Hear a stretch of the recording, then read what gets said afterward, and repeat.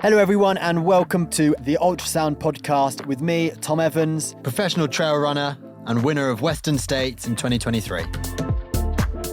I'm Brett Saunders, I'm Chief Crew Officer and best man at his wedding.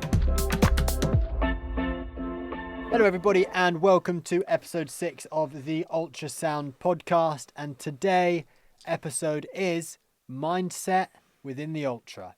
I am joined today again with the best co-host out there, Brett Saunders. And let's get this on. Perfect. I think it's a really good topic, Tom, and we've touched on it briefly in previous episodes, but how are you feeling going into UTMB mentally with everything going on? Yeah, I think it's one of those that if you're not nervous, like, you probably don't want it. And I think this is something that I reckon I think about the race with pretty much every decision that I make, because every decision that you make has an effect, whether that's good, bad, or indifferent. Like everything that you do, from missing one training session to pushing too hard in another training session to getting a training session just right. Like, I think, or going out for food, like whatever it is, like everything has an effect on your overall performance. I think that's sometimes the more difficult thing as a professional athlete, is a lot of the time, like, you need to get balance somewhere, but I definitely try and get balance at some points during the year, and I definitely try and take away balance at other points in the year. And I guess this phase of training leading up to UTMB, the balance is, to be completely honest, is slightly out the window, and there's very little going on in my life now except for training. Which I think it needs to be. So I guess, like, just by the very nature of doing that ends up putting quite a lot of pressure on what you're doing. Like, I've missed friends' weddings, and there's things like that you massively take for granted. But when you're away and when you're training, and that's kind of what you've got to focus on. So I think I'm really looking forward. I'm really, really looking forward to the race, and genuinely excited to the race. Like, not got that much longer to go until race day. And I think that, just the ability to be able to get to the start line and still be excited, rather than this feeling like a massive chore, is going to be completely fundamental to the success. Because I think if you go into a race like feeling a bit tired and mentally drained, when things get really tough, you're going to have absolutely nowhere to go. So I think, mentally, like, a great space now. Like, things have been pretty stressful over the last couple of months, with sort of things going on back home, and it's nice that I don't think those things can ever be sort of fully put to bed and fully forgotten about, but with time it makes things a little bit easier, and we're sort of at the end of the process now. So I think just excited about getting racing, and in a positive. Must be pretty tricky, because obviously you mentioned having a good mental, or being in a good mental place to go into these races is going to help you when things get tough. And obviously, as you mentioned, you've missed friends' weddings. There's things that you do miss out on because you're so focused on the race day, getting there. But obviously, there's got to be a balance in your life to have kind of those off days where you're not just solely thinking about racing, because that will then help with your with your psychology for the race, with your mental state going into it. How do you balance that? Yeah, for sure. And I think it's so important to be able to do it. And I think getting that balance is a real skill. And I think, it's not necessarily just because, like, balance doesn't mean that, like, you have one day of training and then some days of not training. It's just like, on like the micro scale, it's just sort of during the day, just being able to switch off completely, whether that's reading a book or watching something on Netflix. And, like, for me, do you find turning off hard? I think if I sort of try and make it happen naturally, yes, and kind of just expect it to happen. Like, I like doing things, and I don't like not doing anything. So even if it's, like, to the extent of, like, playing on my Xbox, like, I'm switching off. And actually, to be honest, that's probably what I find, like, having never been someone who's been a gamer, and I definitely wouldn't describe myself as a gamer. But one of the things that comes out to training camp now with my Xbox. I was gonna say, it does come with you. Yeah, because for me, it's a way that I can still be switched on to something, Yeah. but at the same time, completely away from sport. Like I find if an evening at home, if you're sort of sat on your own, you've got something on telly that isn't really captivating you. Yeah. You go on your phone, you're then scrolling through Instagram, whatever it is. Before you know it, an hour, 90 minutes has gone by, and you've done nothing, and you've not concentrated or been present with anything. You kind of sort of just wasted something. And yes, playing on Fortnite is definitely not... I'm not achieving anything. Yeah. But like, I'm still focusing and achieving something at the same time. Like it's a really weird dynamic. And actually you look at so many professional athletes, like playing games is huge to them. You see it everywhere. It's massive. Yeah. Because you're away for such a long time, and actually bringing something from home, I think is really nice, and it's really important. And I think it's a great thing to be able to do. Do I sit at home and play Xbox all day? No. But like an hour or however long that I want to in the evening, like, is actually a really nice way to be able to switch off and just switch off and relax. Like once you've done everything that you need to do, and if you are just going to be sat actually doing that or reading a book or doing whatever, like actually doing something I'd so much rather be doing something than be doing nothing. Yeah, absolutely. Now, obviously on that start line, you've got quite a daunting challenge ahead of you. You've got 110 miles or just 107 miles, whatever it is, 10,000 meters climbing. Are those stats as daunting in your head? I know obviously you've gone through a process to get there, and obviously you know kind of what's ahead of you, but are you still on that line in your head thinking, oh, this is quite a lot, like it very much depends on how I start this race, or is it, what is your mentality on that start line? Yeah, I definitely think that if you looked at it as like the whole big picture, like it is incredibly daunting and it is really difficult. But and like we mentioned in one of the previous episodes, is like I break the race down into at least 4 chunks to have these like bite-sized, manageable bits. And like it's still 25 miles. It's still like 45, 50 kilometer chunks, which is still a really long way. Yeah. But it's just so much more manageable like that I know that I can run 40 kilometers. I can do it now, absolutely fine, no dramas whatsoever. Yeah. The next 40 kilometers is completely irrelevant if I don't do these 40 kilometers. Yeah. And then the 40 kilometers after that are even more irrelevant because I'm not there yet. Yeah. So I think the ability to be able to be in the moment and only focus on what is in front of you is really important. But I think it can get incredibly daunting and very scary. I think like 100 miles is a seriously long way. Yeah. And if you allow it to sort of grow into this beast and to allow yourself to think about winning and the finish line in Chamonix. The finish line in Chamonix is incredible. Yeah. It is the best atmosphere for a race that I have ever done. And winning CCC in 2018 and then finishing third in 2022 at UTMB are some of, if not my best memories from running. And it is just the most incredible feeling. And whether you're winning or you're finishing 1,000th is kind of irrelevant. It's the same for everyone. And that's definitely not why we're doing it. And I think if you only want to you need to want it more than that. Yeah. Like just the external motivation isn't enough. No. That's not enough to get you through all of the hard moments that you know are going to come. Yeah. And I think for me, definitely the longer that the race goes, like the more that I'll try and break the race down. So whether it's like, I guess for me at UTMB, the way that I'm going to do it is between the crewed aid stations. Yeah.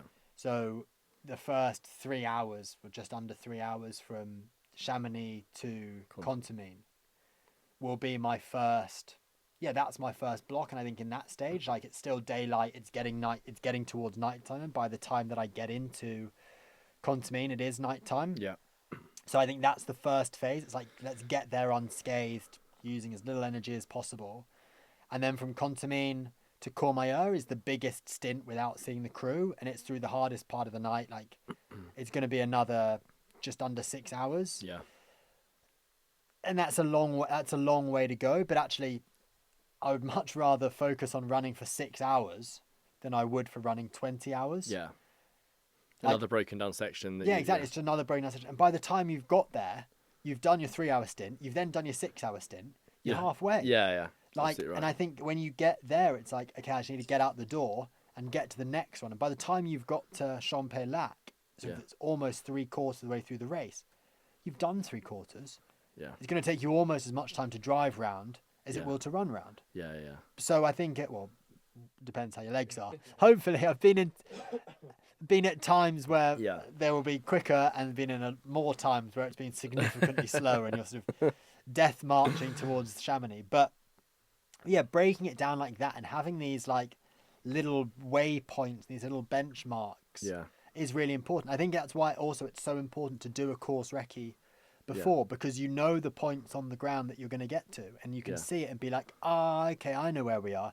This aid station Arnuva, like we've done a small descent, we've got a big climb afterwards. I'm going to hit this at 4 a.m.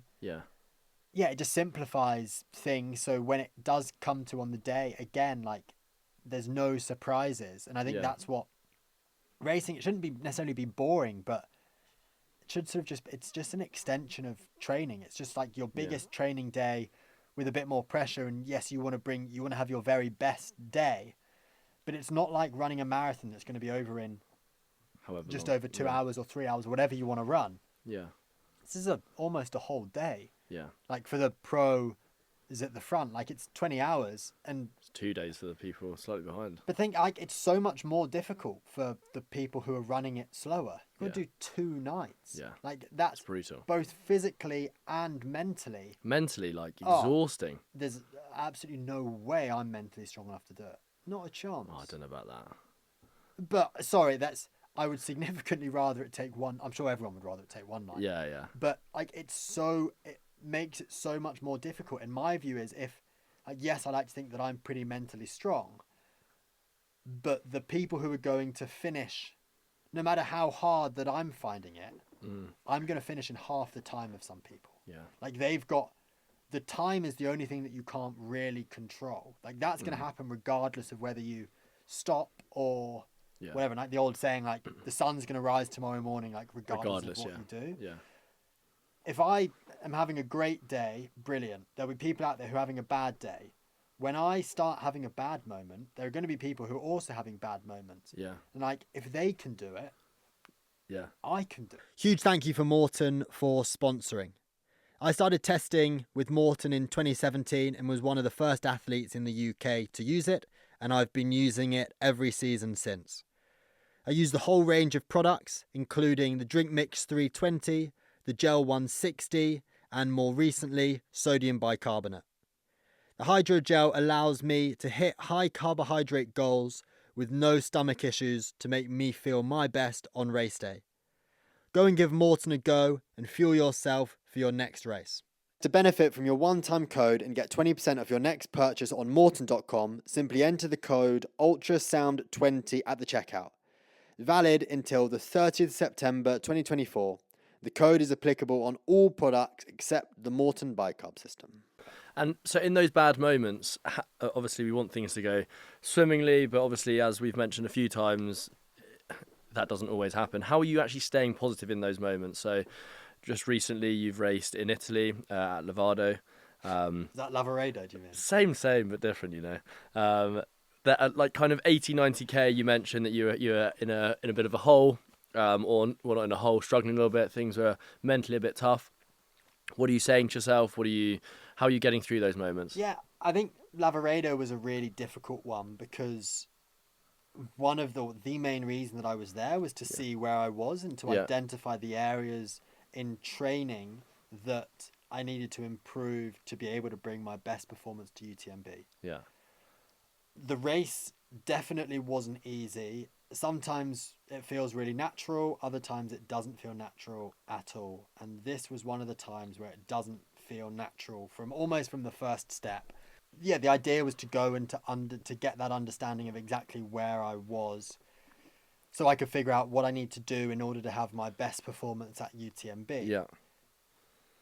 By the time I'd got to 80k, so still with 40k to go, so still with a long time to go, at that point, I thought that I had identified everything that I needed to improve on in order to bring my best for UTMB. So on one side of on one shoulder, I've sort of got the bad cop saying, well, you already know what you need to improve on. Like, why bother carrying on? Yeah. Like, you've achieved what you need to achieve.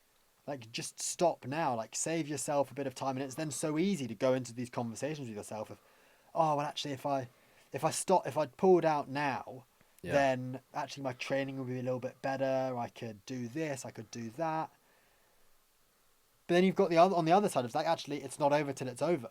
Like, and I think for me, the benefits that I got from digging really deep at that point and getting myself into contention where it's possible to win the race. And yeah, I ended up not winning. I finished second in the race.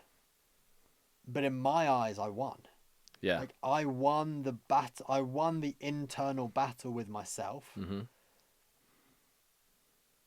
And I achieved... My goals for the race were not to win. My goals for the race were to find out where I was good, where I was okay, and where I had serious room for improvement. Yeah.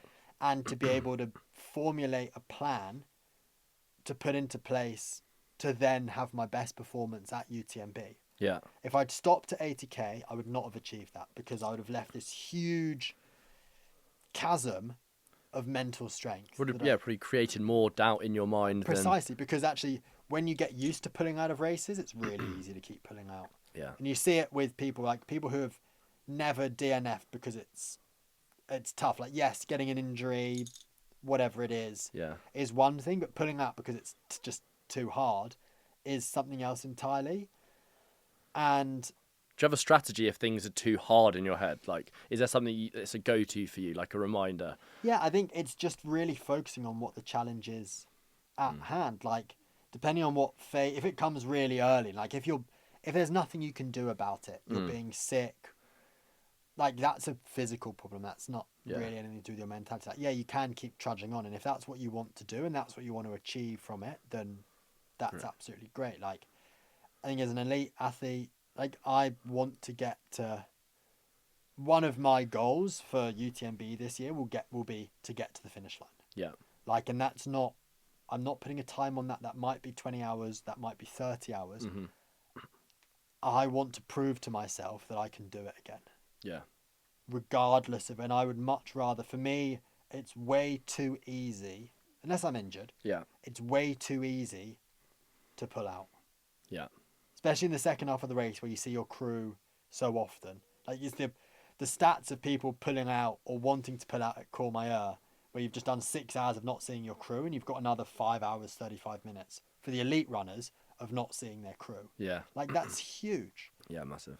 And you leave Courmayeur, it's still nighttime, you feel not great, you've just done a big descent, you've got a big climb to go, you're just halfway, it's the darkest point of the night, it's cold, it doesn't feel great. You just need to convince yourself to get out the door. And I think at that point, like, the crew are super important because yes, and at that point, I don't think like the internal motivation is enough. You need both the internal and the external at that point. Okay. So I think, in my opinion, Courmayeur is by far the most important point of the race.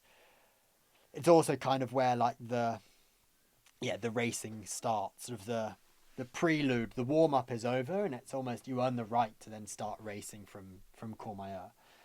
So yeah, I think like had I have pulled out at Lavaredo 8K, it would have been so easy to do. Yeah.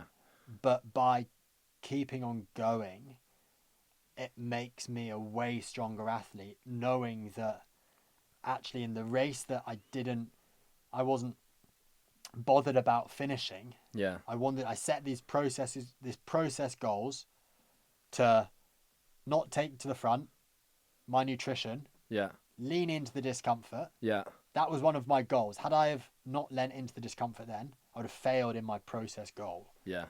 But the process goal is so easy to keep going. It's not an outcome. It's not dependent on what someone else on the course is doing. Yeah. This is all me. Yeah. Those are the goals that I have set for me. Yeah. I can achieve it regardless of whether I'm in first place or 50th place. Yeah. Okay. And I think by having those goals, rather than setting if you wanted to be in first place at Courmayeur, for example, at halfway point, and someone had time trialed off the front and was just incredible, Yeah. and you were in second place but having the run of your life, Yeah. there's nothing you can do about that.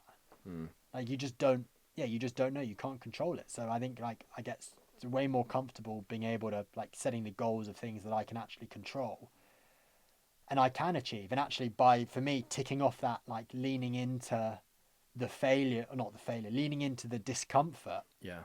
and embracing the suffering, I learned such a huge lesson about myself that I was able to do it. I was able to perform at my very best when I was feeling my very worst.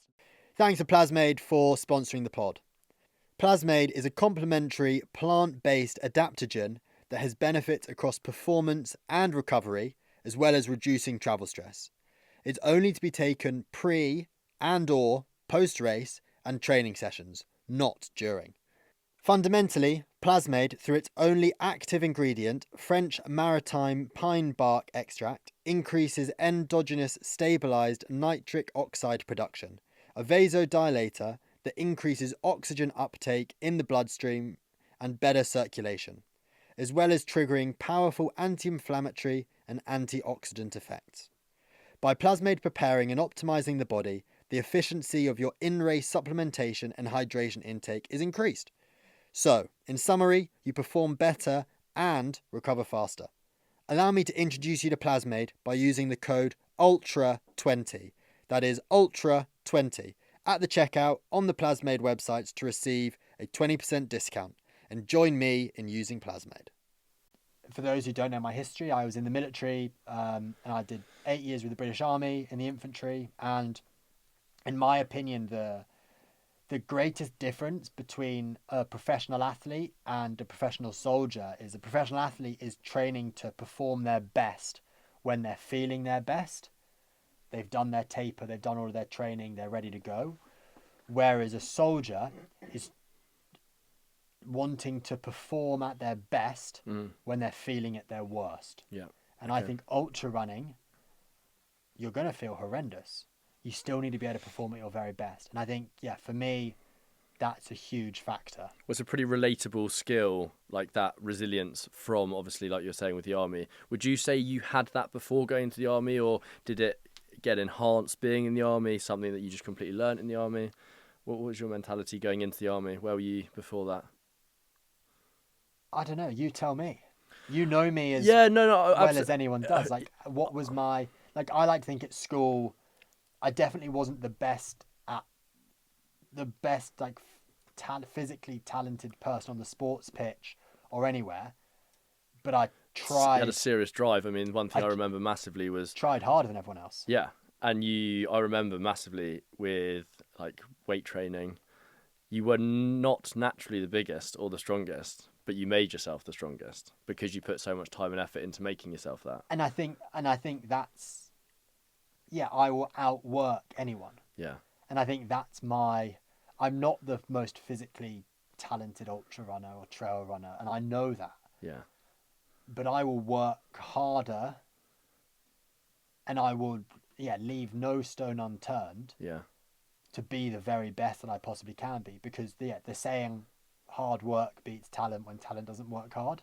Like, I think I've got some talent, but I also work harder than... I believe that... whether I work harder than anyone else is irrelevant. I can't control that. I work as hard as I possibly can. Yeah. And I think I've had that from when we were at school. Oh, for sure, yeah. It's definitely always been there. And I think...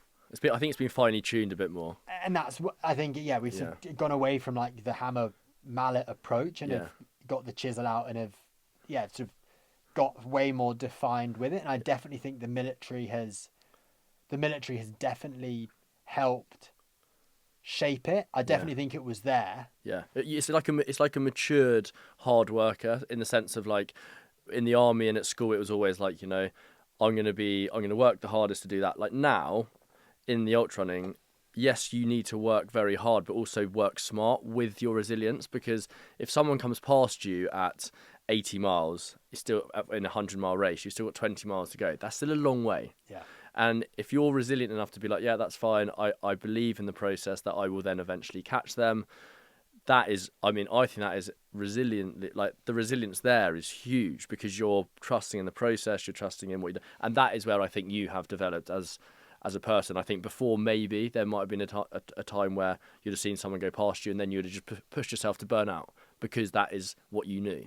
Yeah, I think it's definitely a case of something's gone wrong. Let's not get a bigger hammer, but actually let's approach things in a slightly different way. Yeah. And I think, by doing that, you're not necessarily just training. More isn't more. Yeah.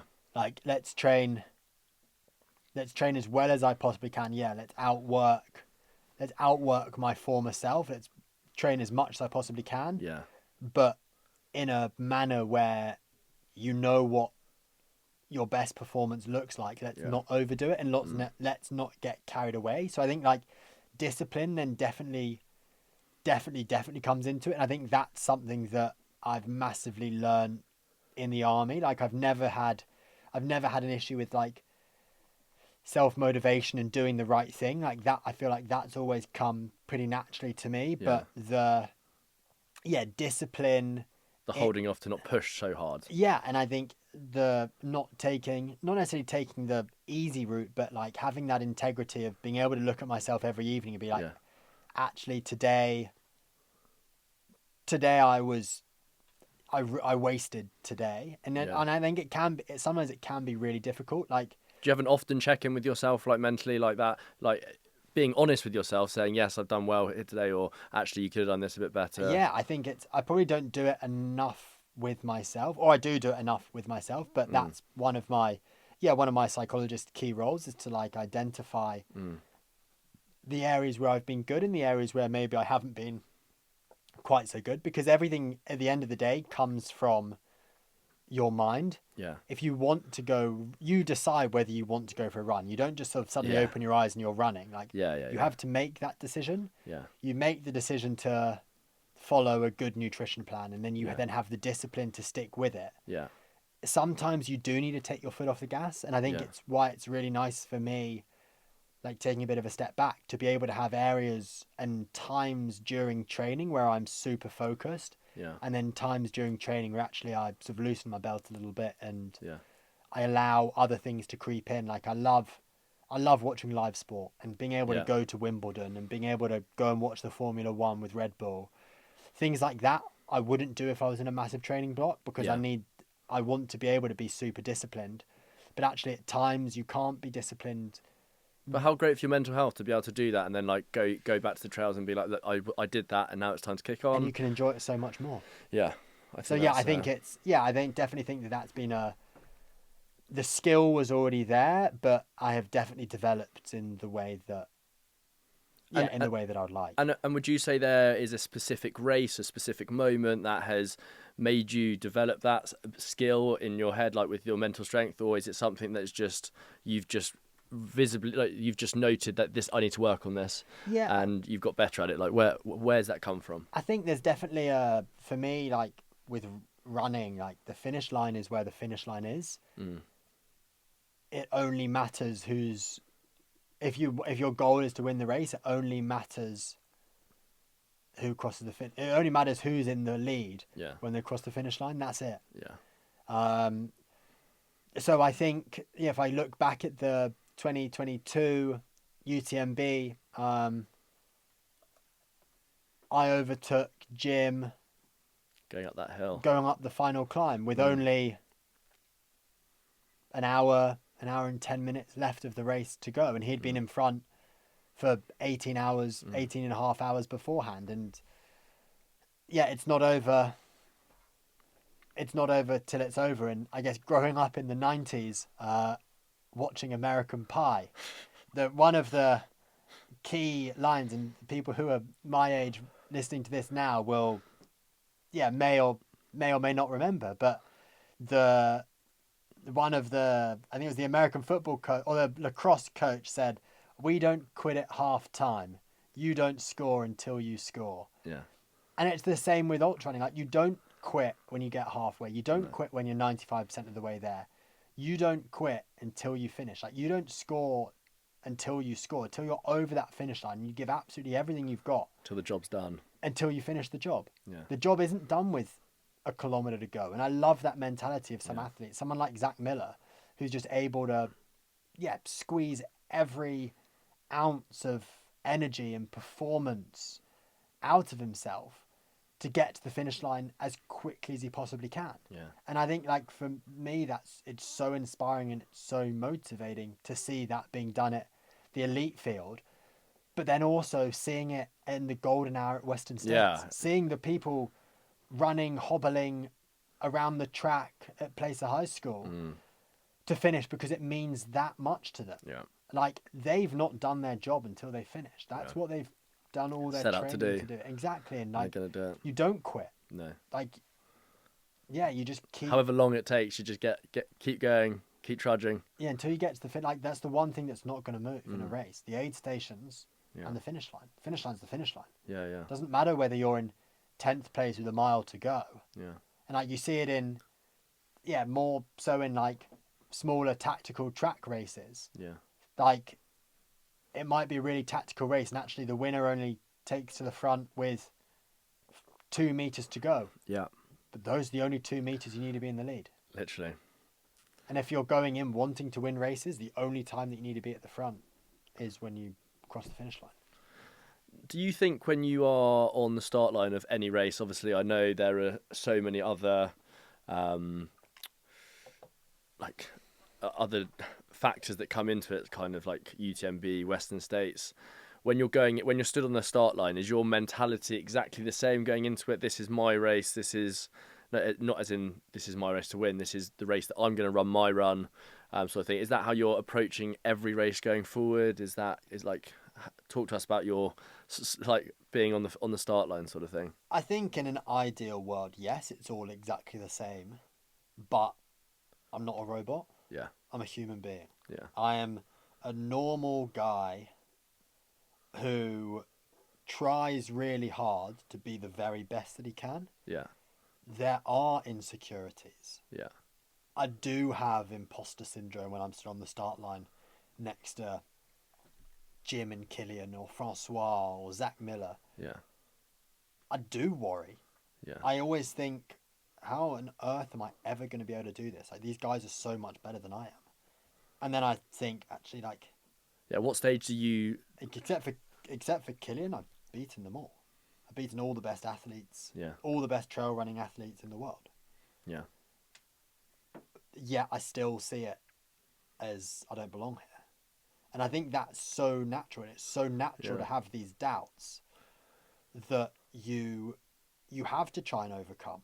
Take a lot of confidence from that, though, but also kind of like put it in a pressure cooker and like allow it to, just use it as your advantage. And... Yeah, you need to. And in an ideal world, that's exactly what you would do. Yeah. But being humans, like, self-preservation, like, it is survival of the fittest. Yeah. And you are, as humans, like, we are timid. Our nature is to worry about things. Yeah. And trying to, because you've got these feelings, like, blocking them out completely doesn't work. Like, you can't. When does that change, though? Because obviously you're on that start line with them and you're having the doubts or whatever, not doubts, but like it going through your head, like, oh God, how am I going to keep up with these guys, sort of thing. But then surely there's got to be a moment. Is it as soon as that gun goes that you're like, no, come on, this is me, this is my run.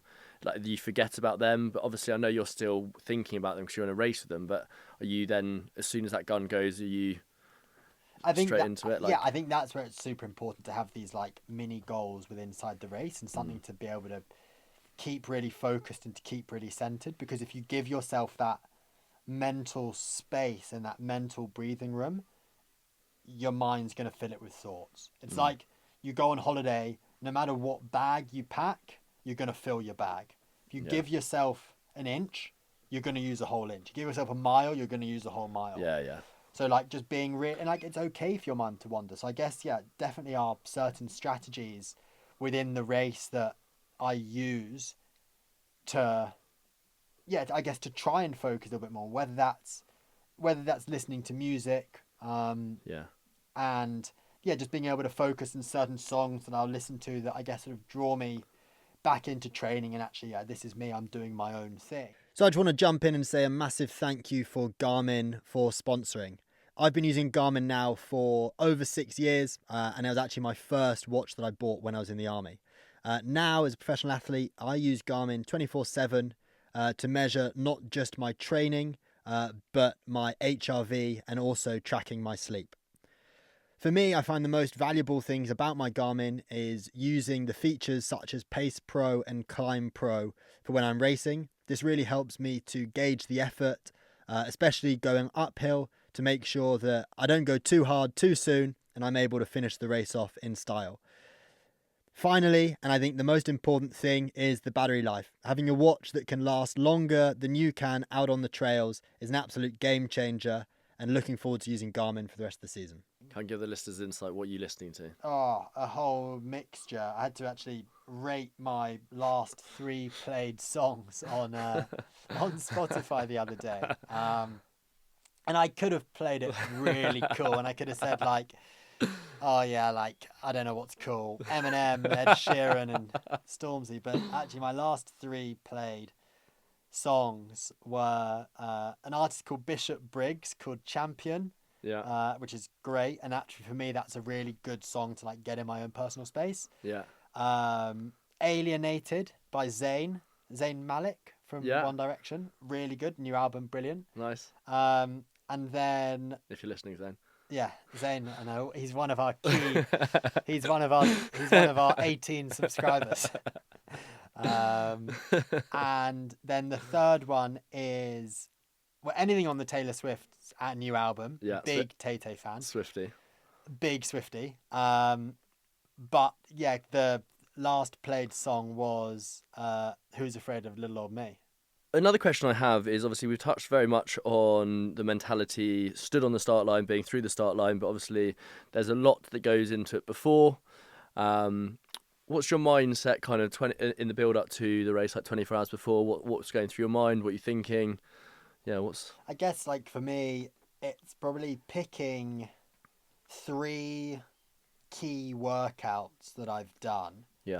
Or 3 things that I've done in the recent training to give me the confidence that I'm in the right shape. It doesn't have to be a whole workout. Not every workout is going to be perfect, but it might be like a hill session that felt really good, or this long run that gives you confidence, or a race maybe where Lavaredo showing my mental strength will give me a lot of confidence on the start line. So I think for me it's just going back through areas and finding bits of confidence that I can pick out, and just trying to stay really positive, because there's absolutely nothing that you can do 24 hours before the start line that's going to optimize you or make you physically more ready for the race. Like, you are where you are. Take stock of what you've done. Because that's what you've got to use. You can't make anything new at that point. No. You've not got another month. You've not got another 2 months. You've got what you have done, and you need to be happy with it. And if that's enough for you to put out your best performance, great. And if it's not, okay, well, let's change your benchmarks, but let's follow those small chunk, broken down race goals that you can follow along, and follow those processes, knowing that like those processes aren't sort of just pulled out of thin air, and actually you can't have a process of, actually for this I'm going to run 10 minutes quicker than course record pace, because it's unrealistic.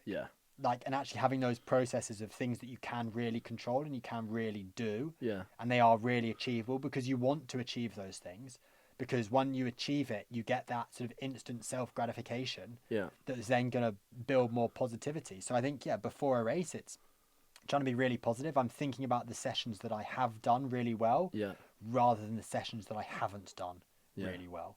And I guess like another thing like that I have definitely learned is there's no such thing as perfection Yeah. in ultra endurance sports.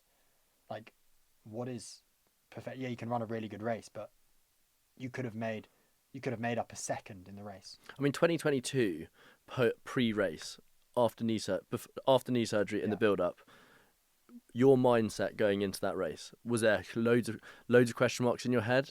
Is my knee going to hold out? Is my am I fit enough? No, because I'd gone through that exact process of think of all the hard work that I have done in order to get me To where you are. here now. I had barely thought of the race. Yeah. I'd put in a couple of process goals that I wanted to do, but not many, and definitely less than I would do now, because I think I've learned and developed a lot as an athlete. Yeah.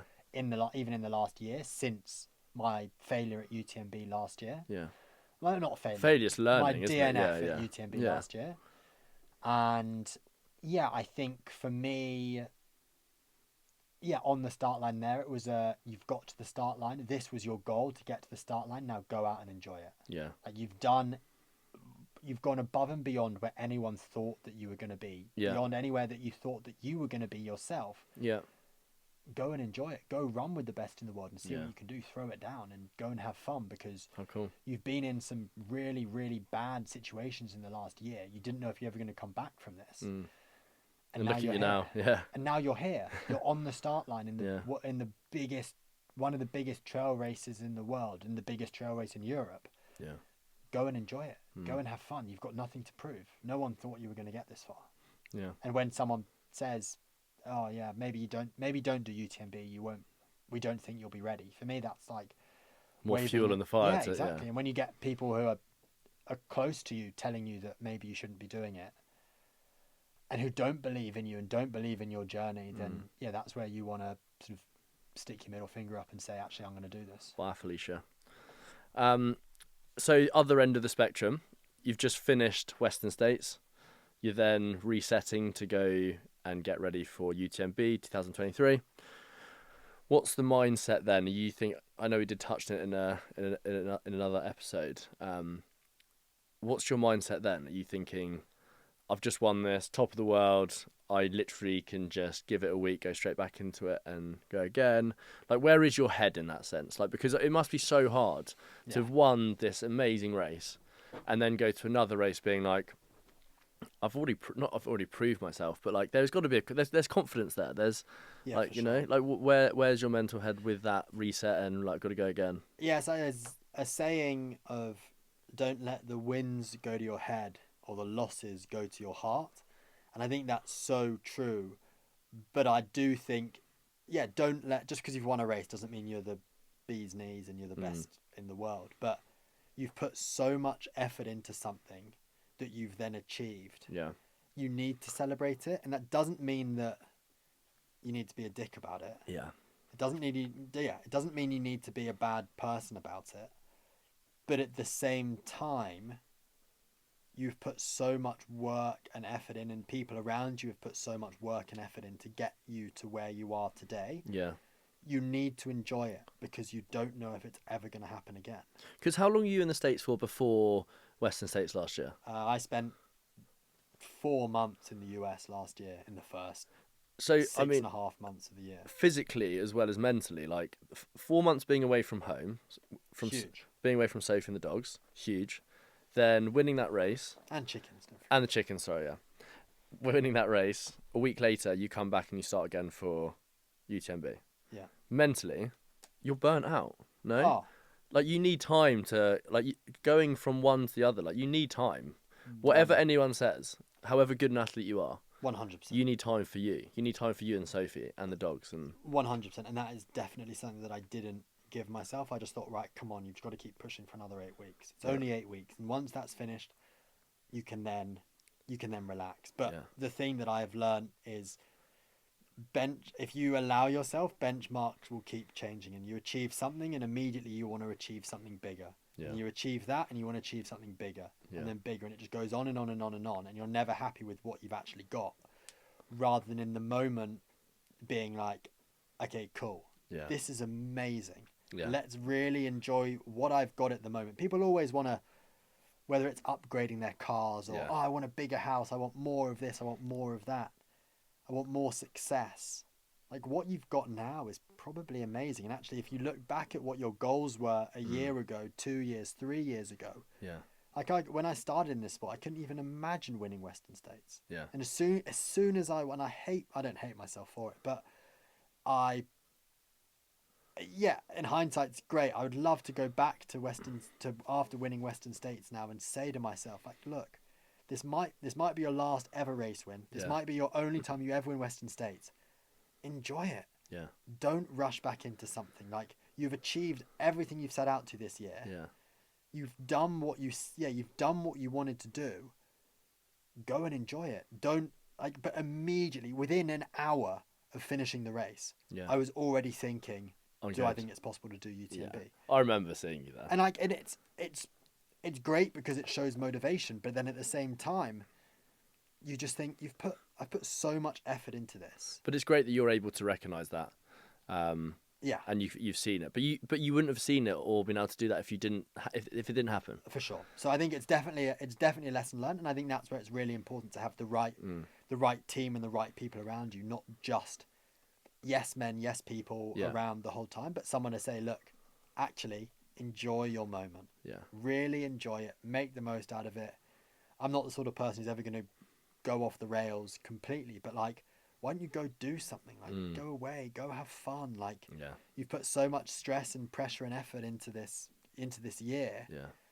Pretty much since you qualified for Western States the year before, that was the goal. So, and that was at UTMB in 2022. So for 10 months, that's been your sole focus, and you've done absolutely everything you can to do that. And Yeah. within an hour, you've forgotten all of your work ethic, Yeah. and you've just changed, and the goalposts have shifted immediately. And I think, like, if there's one lesson that I would love to impart on people from this, is like, if you achieve your goal, whether your goal is winning a race, finishing a race, getting that promotion at work, starting a family, whatever it is, like, remember what your goal was when you set out. Yeah. And when you achieve it, remember that you've achieved it. And like, yes, be motivated and then go on and set further goals. But if you told the previous version of yourself what you had just achieved, they'd be really happy. Yeah. Absolutely. Don't sort of be on the constant search for perfection and the next big thing, because actually what you've got at the moment is probably really good. It's an important message. So that is it for another week. Thank you so much for listening. Please make sure to subscribe and to share this podcast so we can get it into the ears of as many people as we possibly can. Another huge shout out to our sponsors, because without them, this podcast would not be possible. We've got one more episode before UTMB, so make sure you tune into that next week. But until then, have a great time on the trails and look forward to seeing you out there. See you then.